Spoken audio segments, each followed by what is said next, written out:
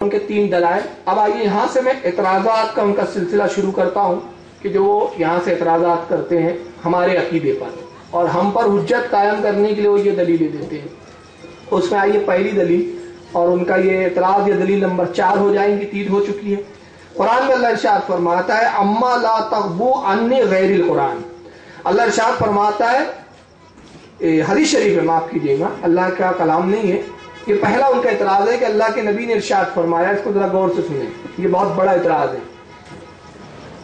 اللہ کے نبی نے ارشاد فرمایا، وہ کہتے ہیں کہ اللہ کے نبی ارشاد فرماتے ہیں اما لا تغبو عنی غیر القرآن، قرآن کے سوا میری کوئی بات کو نہ بیان کرو یا نہ لکھو، کسی بات کو مت لکھو.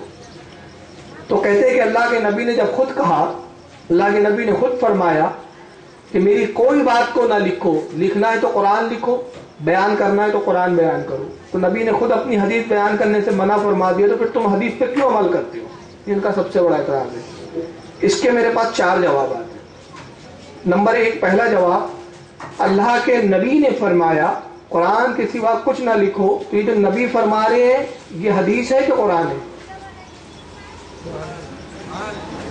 جی یہ خود حدیث ہے نا. آپ تو حدیث کو مانتے ہی نہیں، تو اس حدیث کو کیوں مان لیا؟ سب سے پہلی تو بات یہ ہے، آپ تو حدیث ہی کو نہیں مانتے نا، تو یہ حدیث ہے نا. قرآن میں اللہ نے کہا کیا؟ اے محبوب آپ مسلمانوں کو فرمائیے صرف قرآن لکھو، میری حدیث نہ لکھا کرو. قرآن میں اللہ نے نہیں فرمایا، یہ تو نبی فرما رہے. تو نبی نے کہا کہ تم صرف قرآن لکھو، میری بات نہ لکھو، تم صرف قرآن بیان کرو، میری حدیث بیان نہ کرو. یہ 2 ترجمے کر دیے میں نے. تو یہ خود حدیث ہے، اور جب آپ حدیث کے منکر ہیں تو چاہیے کہ آپ کو دلیل میں حدیث پیشی نہیں کرنا چاہیے. یہ پہلا جواب. دوسرا جواب کیا تھا؟ دوسرا جواب یہ ہے کہ یہ اس وقت کا بیان ہے کہ جب ابتدائی قرآن کا نزول ہو رہا تھا. اس کے شارحین اس حدیث کے بیان کرتے ہیں، اس کی شرح کرنے والے، کہ نبی پاک نے اس لیے منع کیا ایک اندیشے کے تحت. اور وہ کب منع کیا؟ دیکھیے 2 حدیثیں میں یہاں سناؤں گا. پہلی حدیث یہ ہے کہ جب قرآن نازل ہونے لگا تو کچھ صحابہ کرام رسول اللہ کے کلام کو لکھ لیا کرتے تھے، حضور کی حدیثوں کو لکھ لیا کرتے تھے. تو اس وقت جب نبی نے دیکھا کہ کچھ لوگ میری بات کو لکھتے ہیں تو آپ نے فرمایا کہ مت لکھا کرو، صرف قرآن لکھا کرو. اس کا سبب کیا تھا؟ اس کا سبب یہ تھا کہ صحابہ کرام فرماتے ہیں کہ اللہ کے نبی کو یہ اندیشہ ہوا کہ کہیں ایسا نہ ہو کہ یہ بھی میری بات بھی لکھے اور اللہ کا بیان کلام بھی لکھے، تو آگے ایسا نہ ہو کہ قرآن اور میری حدیث خلط ملط ہو جائے. یہ اندیشہ تھا آپ کو. کیوں؟ ایمان کا ابتدائی دور تھا، لوگ نئے نئے ایمان لائے تھے. ایک تو یہ اندیشہ تھا، اس بنا پر آپ نے فرمایا کہ مت لکھو. لیکن جب ایمان راسخ ہو گیا، مضبوط ہو گیا اور قرآن کا بہت بڑا حصہ نازل ہو چکا، اور پھر نبی پاک کو یہ اندیشہ ہوا کہ اگر میری حدیثوں کو نہ لکھا گیا تو ختم ہو جائیں گی، تو آپ نے پھر لکھنے کا بھی حکم فرمایا. چنانچہ حضرت عبداللہ ابن عباس رضی اللہ تعالیٰ عنہ، جو سرکار کے جلیل القدر صحابی ہے، چچا زاد بھائی بھی ہے، فرماتے ہیں کہ جب قرآن نازل ہوتا تھا تو میں قرآن کا شان نزول، کب نازل ہوئی، کیوں نازل ہوئی، اس کا سبب کیا تھا، اس کی تشریح کیا ہے، نبی جو اس بارے میں تشریح بیان کرتے قرآن کی آیت کی، میں اس کو لکھ لیا کرتا تھا. تو فرماتے کہ میں نبی پاک کی خدمت میں حاضر ہوا اور اس کے یا رسول اللہ میں یہ لکھ لیا کرتا ہوں. تو اللہ کے نبی نے منع فرمایا، کہا عبداللہ یہ نہ کیا کرو، مجھے اندیشہ ہے کہ کہیں ایسا نہ ہو کہ جو کچھ تو لکھتا ہے میری حدیث سے اور قرآن جو اللہ کا نازل ہوتا ہے مجھ پر، لوگ دونوں کلام کو ایک ہی کلام نہ سمجھیں.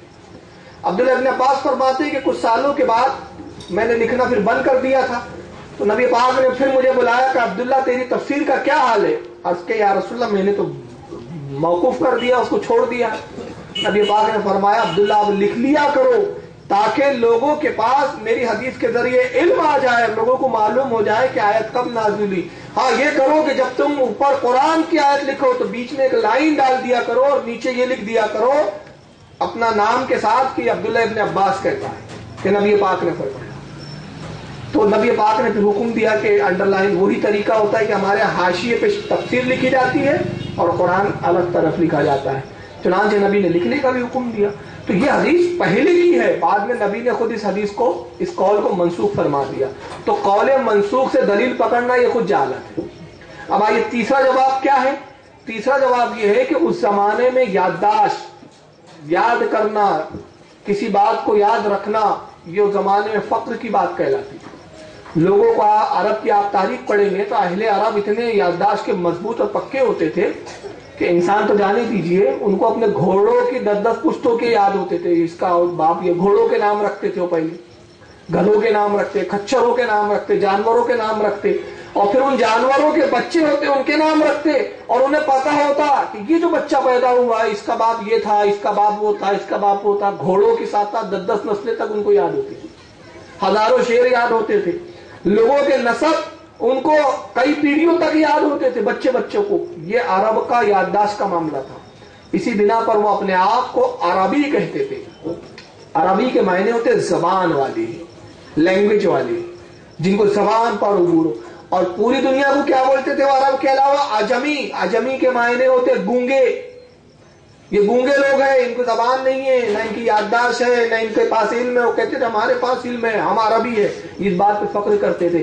تو اللہ کے نبی نے دیکھا کہ یہ ایک بہترین خصلت ہے یاد کرنا. تو نبی پاک کو اندیشہ ہوا کہ کہیں ایسا نہ ہو کہ لکھنے سے یاد کرنے کا دستور ختم ہو جائے. تو آپ نے فرمایا نہ لکھا کرو. مگر جب آپ کو اندیشہ ہوا کہ بہت ساری باتیں یاد ہوں گی اور بہت سی بھول جائیں گے تو آپ نے فرمایا لکھ بھی لیا کرو. تو ایک جو ہے تیسرا سبب یہ بھی تھا. اور چوتھا سبب کیا ہے؟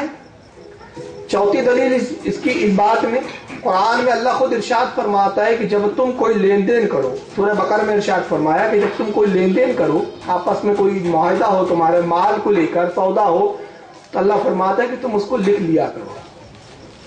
کیا فرما رہا ہے؟ لکھ لیا کرو. چاہیے کہ تم میں ایک لکھنے والا ہو جو تمہارے معاہدے کو لکھ لے. یہ خود قرآن کے اندر سورہ بقرہ میں ہے. تو اب میں یہ کہنا چاہتا ہوں کہ مال کا جب سودا ہو رہا ہے، لین دین ہو رہا ہے، تو قرآن خود کہہ رہا ہے لکھ لو. کیوں لکھ لو؟ تاکہ کسی کے مال کا بربادی نہ ہو، ضائع نہ ہو، کوئی دھوکہ دھڑی کا معاملہ نہ ہو. تو آپ یہاں اندازہ لگائیے کہ مال برباد نہ ہو، اس کا حکم قرآن خود دے رہا لکھ لو. تو نبی پاک صلی اللہ علیہ وسلم کی حدیث جس کا تعلق ایمان سے ہے اس کے لکھنے کا حکم نہ ہوا. یہاں تو نہ لکھا جائے، نہ بیان کیا جائے، نہ پہنچایا جائے تو ایمان برباد ہونے کا خطرہ ہے. تو یہاں تو تحفظ ایمان ہے، وہاں اگر تحفظ مال ہے. تو قرآن نے خود جب دنیا کے معاملوں میں لکھنے کا حکم دیا تو دین کے معاملے میں تو لکھنا افضل و اولا ہوگا، بہتر ہوگا، بلکہ باعث ثواب ہوگا. چنانچہ یہ ان کی دلیل جو ہے کہ صاحب حدیث میں اللہ کے نبی کا ہے. تو یہ 4 جوابات میں نے آپ کو بیان فرمائے. آئیے ان کا 5واں اعتراض سنتے ہیں. اور 5واں اعتراض یہ ہے کہ وہ کہتے ہیں کہ حدیث میں اختلافات پائے جاتے ہیں تو ہم حدیث کو کیوں مانیں.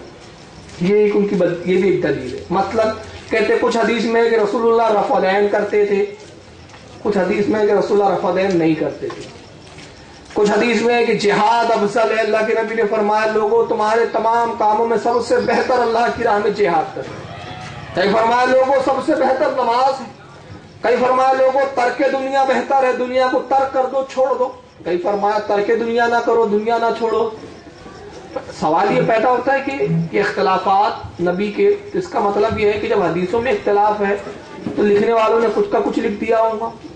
ہو سکتا ہے کہ انہوں نے گڑبڑ کی، یا یہ بھی ہو سکتا ہے کہ نبی ایک بات کہتے تھے پھر دوسری بات کہتے تھے. اس بنا پر اہل قرآن فرقہ کہتا ہے کہ ہمیں اب حدیث کی ضرورت نہیں ہے، کیونکہ حدیث میں اختلافات ہے، تضاد ہے، اور تضاد والی چیز کو اب دین نہیں بنائیں گے. یہ ان کی سب سے بڑی دلیل ہے. تو اس کے جواب میں 2 باتیں عرض کروں کہ اول سے تضاد نہیں ہے، سمجھ کا پھیر ہے. جتنی حدیثیں آئی ہے جہاں پر یہ بظاہر تضاد محسوس ہوتا ہے، یہ تضاد نہیں ہے، بلکہ نبی پاک ایک عمل فرماتے تھے، اس کے بعد اس عمل کو ترک فرما کے دوسرا عمل کرتے تھے. اور یہ نبی اپنی منشا سے نہیں کرتے تھے. اس کی دلیل خود قرآن عظیم میں ہے، جس میں اللہ ارشاد فرماتا ہمارا محبوب کوئی کام، کوئی گفتگو اس وقت تک نہیں کرتا جب تک اس پر ہم وحی نازل نہ کرتے. ہر کام اللہ کی مرضی سے ہوتا تھا. تو اب اگر یہ دلیل ہے آپ کی کہ رفع العین آپ نے نبی نے کبھی پہلے کیا پھر نہیں کیا، پہلے کہا جہاد افضل ہے پھر کہا نماز افضل ہے، تو یہ تضاد نہیں ہے، اس کے سمجھنے کا معاملہ ہے. اللہ کے نبی پہلے رفع العین فرماتے تھے پھر ترک کر دیا، چھوڑ دیا. تو اگر یہ بھی چھوڑا تو یہ اللہ کی حکم سے چھوڑا آپ نے. اللہ کے نبی نے پہلے ارشاد فرمایا کہ لوگوں قبر پہ مت جایا کرو، میں تمہیں منع کرتا ہوں قبروں کی زیارت سے. یہ پہلی حدیث ہے. مگر دوسری حدیث آتی ہے کہ اللہ کے نبی پھر ارشاد فرماتے ہیں میں تمہیں منع کیا کرتا تھا قبروں کی زیارت سے، اب تمہیں حکم دیتا ہوں کہ قبروں کی زیارت کرو کہ آخرت کی یاد دلاتی ہے. دوسرا عمل. تو پہلے کیوں منع کیا، بعد میں کیوں اجازت دی؟ اس میں حکمت تھی، اس میں اختلاف نہیں ہے، تضاد نہیں ہے۔ پہلے اس لیے منع کیا کہ نئے نئے ایمان لائے تھے، اندیشہ تھا کہ بتوں کے پوجنے کے عادی ہے، کہیں ایسا نہ ہو کہ قبر کی بھی پوجا شروع کر دیں۔ مگر جب آپ نے دیکھا کہ میرے صحابہ میں ایمان مضبوط ہو گیا، اب شرک کی طرف نہیں لوٹیں گے، شرک کی طرف نہیں جائیں گے، مرنے والوں کو یہ معبود نہیں سمجھیں گے، مرنے والوں کو یہ سجدے کے قابل نہیں سمجھیں گے، تو اب حکم فرمایا کہ اب زیارت کر لیا کریں۔ تو یہ معاملہ ہوتا ہے۔ اور اگر یہی دلیل ہے تو بظاہر تو پھر قرآن میں بھی تضاد نظر آتا ہے، اس کو آپ کیسے دور کریں گے؟ دیکھیے میں قرآن کی کچھ چیزیں بتاتا ہوں۔ ایک جگہ اللہ فرماتا ہے قرآن میں کن فیکون، اس کی شان یہ ہے کہ وہ کہتا ہے کسی چیز کے لیے ہو جا تو وہ ہو جاتی ہے، کسی بھی چیز کو پیدا کرنا چاہتا ہے تو کہتا ہے کن، ہو جا، پیدا ہو جا، فیکون ہو جاتی ہے۔ مگر دوسری جگہ قرآن زمین و آسمان کی تخلیق کا جب ذکر کرتا ہے تو اللہ فرماتا ہے فی ستہ ایام، اور ہم نے 7 دنوں میں زمین و آسمان کو پیدا کیا۔ یہاں فرما رہا ہے کہ ہم تو کہتے ہو جا، اور یہاں کہہ رہا 7 دن لگ گئے، تو یہ اختلاف ہوا کہ نہیں ہوا؟ تو آپ اس اختلاف کو کیسے دور کریں گے؟ یہ قرآن میں پھر تو اس کا جواب یہ ہے کہ قرآن میں بھی اختلاف نہیں ہے، قرآن میں بھی تعارض نہیں ہے، قرآن میں بھی تضاد نہیں ہے، بلکہ کن فیکون اس کی شان ہے۔ 7 دن میں زمین پیدا کرنا، 7 دن میں آسمان پیدا کرنا اس کی حکمت ہے۔ اب اس کی ایک میں مثال دے دوں، بھائی ہم کچھ اختیار رکھتے ہیں، ایک کام ہے کہ آپ چاہیں تو 7 دن میں دھیرے دھیرے کریں، اور ایک کام ہے کہ 1 سیکنڈ میں کر دیں، آپ کی مرضی پر۔ تو یہ ہمارے اختیار کا عالم ہے، اللہ تعالیٰ تو ہم سے بڑا صاحب اختیار ہے، اختیاروں کو پیدا کرنے والا ہے، خالق اختیار ہے وہ، ہمارے اختیار بھی اسی کے پیدا کردہ ہے۔ تو اب اللہ کی مرضی ہے، اس کی شان یہی ہے کہ وہ چاہتا تو زمین و آسمان کو 7 دن نہیں کن فیکون سے ہی پیدا فرما دیتا، مگر یہاں بندوں کو تعلیم دی کہ دیکھو ہر چیز میں حکمت ہوتی ہے، تو کن فیکون کی شان ہونے کے باوجود 7 دن میں زمین آسمان پیدا کرنا یہ بھی میری حکمت سے خالی نہیں۔ اب اس کی حکمت وہی جانے۔ قرآن میں ایک جگہ یہ ہے کہ کافروں پہ نرمی کرو، مگر دوسری جگہ آیا سختی کرو۔ اب کیا اختلاف ہے یہاں؟ کہیں آیا کہ کافروں پہ نرمی کا برتاؤ کرو، کہیں آتا ہے کہ ذمہ جو تمہارے کافر ہے ان کو اسلام نرمی سے پیش کرو، کہیں آتا ہے ان پہ سختی کرو۔ جیسے سورہ توبہ میں فرمایا یا ایھا النبی جاہد فی الکفار والمنافقین واغلظ علیہم، اے نبی جنگ فرمائیے کافروں اور منافقوں پر اور ان پر سختی کیجیے، واغلظ علیہم سختی کیجیے، مگر کہیں فرمایا کہ ان سے نرمی کا برتاؤ کیجیے، اے محبوب نرمی سے دین پیش کیجیے۔ اب سوال یہ پیدا ہوتا ہے کیا یہ تضاد ہے؟ تضاد نہیں ہے، بلکہ مقام الگ الگ ہے۔ بعض کافر وہ ہوتے ہیں کہ جن پر نرمی ہی کارگر ہے، اور بعض وہ ہے جو کبھی آنے والے نہیں، ان پر سختی ہی کی جاتی ہے۔ دونوں کی الگ الگ حکمتیں، تو قرآن میں بھی تضاد نہیں ہے بلکہ یہ حکمتیں ہیں۔ لہذا یہ کہنا کہ حدیث میں تضاد ہے یہ سراسر جھوٹ گڑنا ہے، حدیث میں کوئی تضاد نہیں ہے، بلکہ قرآن میں خود آیتیں پہلے ایک آئی پھر منسوخ ہو گئی۔ اس کی میں چند مثالیں دے دیتا ہوں آپ کو۔ قرآن میں پہلے آیت آئی مکی آیت میں کیا ہے؟ اللہ ارشاد فرماتا ہے لکم دینکم ولی دین، تمہارا دین تمہارے ساتھ، میرا دین میرے ساتھ۔ یہ آیت بتا رہی ہے کہ تبلیغ کرنے کا حکم نہیں دیا جا رہا ہے، کہا جا رہا ہے تبلیغ مت کرو، آپ مت سمجھاؤ ان کو، چھوڑ دو ان کے حال پر۔ اور اسی مکی آیت میں یہ بھی آیت آتی ہے ان الذین کفروا سواء علیہم اانذرتهم ام لم تنذرهم لا یؤمنون، محبوب جن کی قسمت میں ہم نے کفر لکھ دیا برابر ہے، چاہے آپ انہیں ڈرائے چاہے نہ ڈرائے وہ ایمان لانے والے نہیں، وہ نہیں لائیں گے ایمان، آپ کتنا بھی سمجھائیں گے تب بھی نہیں لائیں گے۔ تو یہاں بھی منع کیا گیا کہ سمجھانے میں فائدہ نہیں ہے ان کا۔ یہاں بھی فرمایا کہ لکم دینکم ولی دین، تمہارا دین تمہارے ساتھ، میرا دین میرے ساتھ، کہہ دو ان کو سمجھاؤ مت، یہاں تبلیغ سے روک دیا گیا۔ مگر مدینے میں پھر دوسری آیت آتی ہے اور یہ پہلی آیت کو منسوخ کر دیتی ہے۔ اللہ ارشاد فرماتا ہے کنتم خیر امۃ اخرجت للناس تأمرون بالمعروف وتنہون عن المنکر، اے محبوب آپ فرما دیجئے کہ اے امت محمدیہ صلی اللہ علیہ وسلم تم بہترین مخلوق، بہترین امت بنا کر بھیجے گئے ہو، جو نیکیوں کا لوگوں کو حکم دیتے ہو اور برائیوں سے منع کرتے ہو۔ وہاں تو کہا جا کہہ دو تمہارا دین تمہارے ساتھ، مگر یہاں کہا کیا جا رہا ہے؟ خصلت جو بیان کی جا رہی ہے کہ تم بہترین امت ہو، اور کس بنا پر ہو؟ لوگوں کو نیکی کا حکم دیتے ہو اور برائی سے روکتے ہو۔ تو آپ یہاں کہیں گے کہ قرآن میں تضاد ہے؟ نہیں، موقع اور محل بدلا تو حکم بدل جاتے ہیں۔ جیسے اس کی ایک میں چھوٹی سی مثال لے لوں، آپ اپنے گھروں میں ہیں یا اپنے وطنوں میں ہیں تو حکم ہے کہ پانی پیو تو بیٹھ کر پیو، مگر وہی آپ مکے میں چلا جائے اور زمزم ہاتھ میں آ جائے تو کھڑے ہو کر پیو، حکم بدل